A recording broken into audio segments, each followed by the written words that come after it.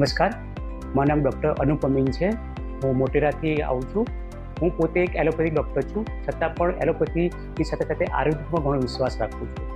Doctor હોવા છતાં પણ મને પણ મારા કામના સ્ટ્રેસ અને લાઇફસ્ટાઈલના કારણે મને હાઇપરટેન્શન, બ્લડ શુગર અને કોલેસ્ટ્રોલની મને તકલીફ થઈ હતી.